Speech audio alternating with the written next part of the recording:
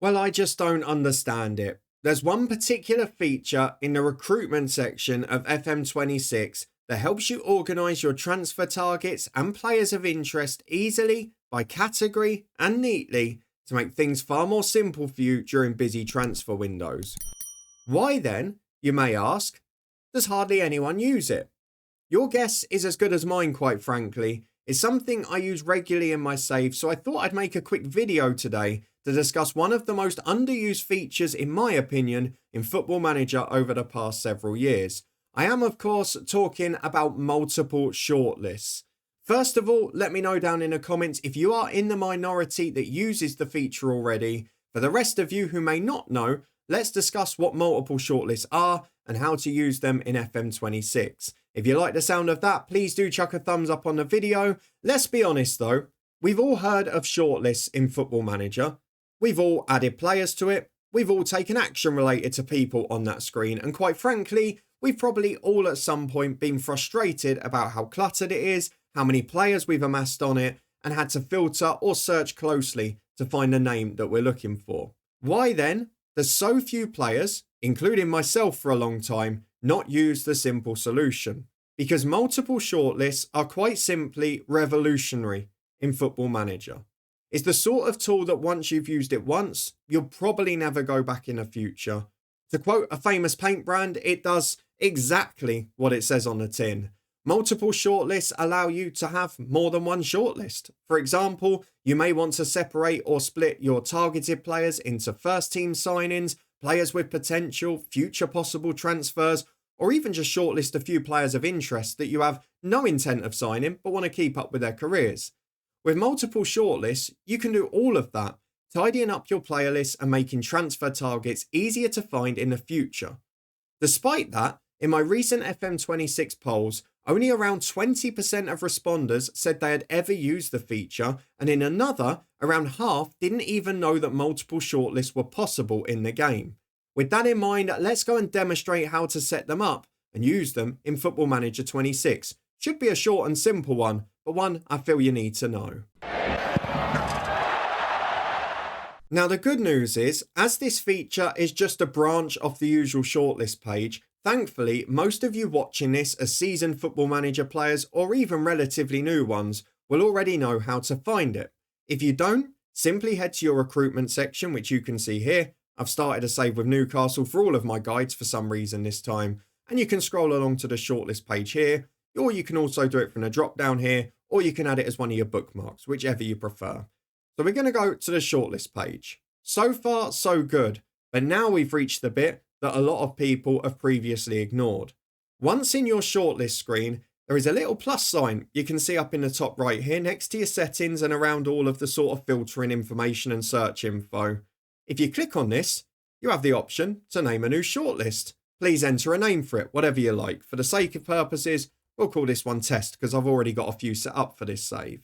Any shortlist you add here, and you can keep adding them if you want, will be added in addition to the default shortlist that you have at the start. So once you've set it up, you can see it's automatically taken me to this test shortlist, and so are all of the others that I've added and the default one. These are the four that I'd normally have in a save.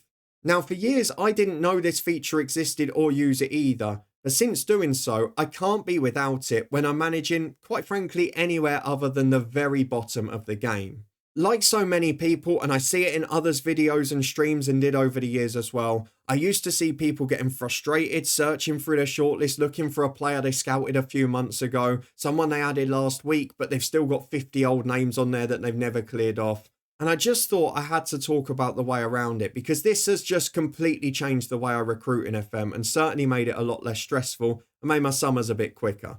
Because I use it, as you can see, for 4 separate categories. I use it to separate my recruitment for first team in the next plan window, for players of note, which I mentioned before, and then potential players, which we're going to cover in a big guide tomorrow, how to scout them, how to recruit them. So I'm not going to cover that too much here, but ones that I can sign now and ones that I potentially can't sign yet. Either they're new contracts at their club, they don't want to leave yet, or we just can't afford them with our current budgets. But those sorts of categories just allow me to separate.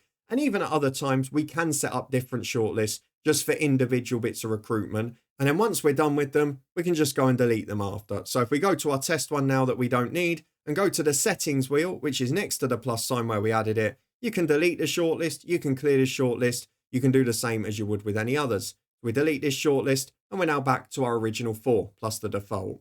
It's a great way to keep track of certain groups of players. So for example, I used to use it before, just after Brexit, for players that I couldn't get a work permit for in the UK that were younger. And then later on, if they had international appearances and were still brilliant, I could then go and revisit the deal. But just a way to keep them separate, because I know I'm not going to be recruiting them in the next year or two. I didn't want them clogging up all the other shortlists. And the best thing about these shortlists, no matter which one you're using, is that all of these 4 that we've created have the exact same functionality as the default one, allowing you to add any player to it for the same preset periods of time or indefinitely just by right-clicking on the player. You'll notice it. You've got the option when you go to any player. If we go to the database now, for example, and right-click on Harry Kane, if you hover over your add to shortlist, you've now got, instead of just the default one that usually comes up, you've got the other 4 that we've made as well. And they all have the exact same options.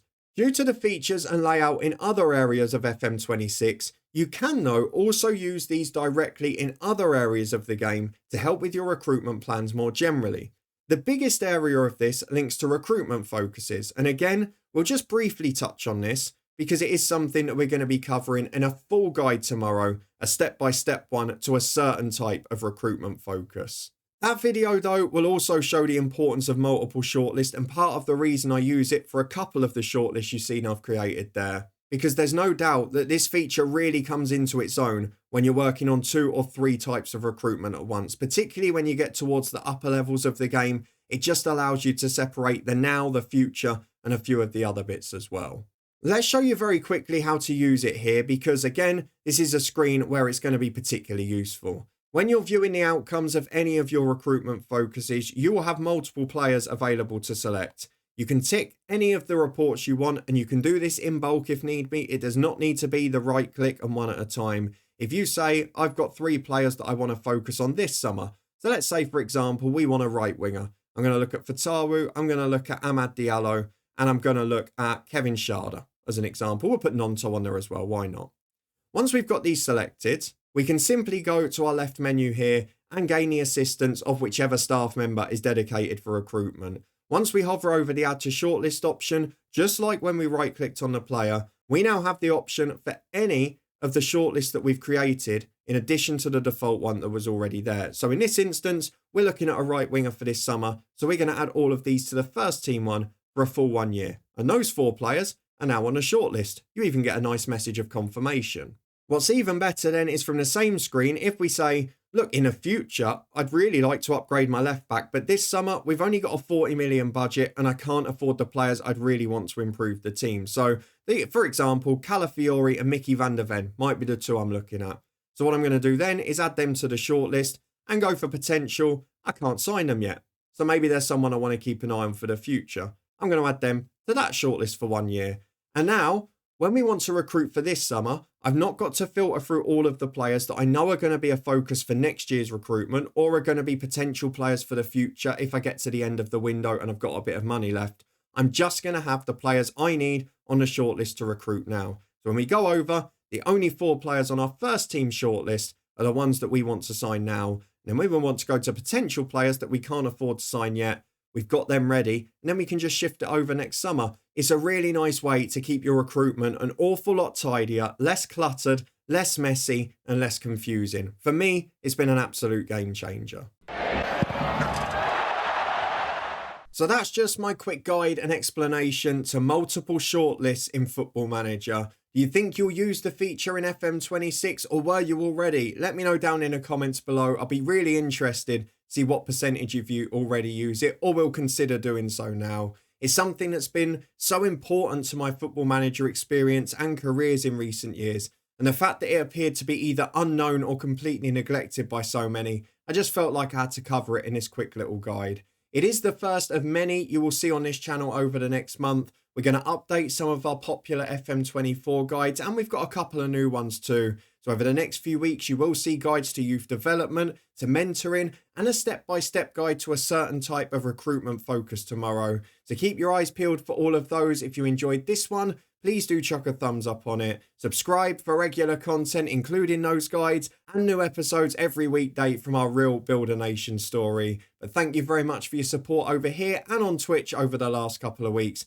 And I'll see you again soon for another FM26 guide. Thank you very much for watching, and I'll see you next time.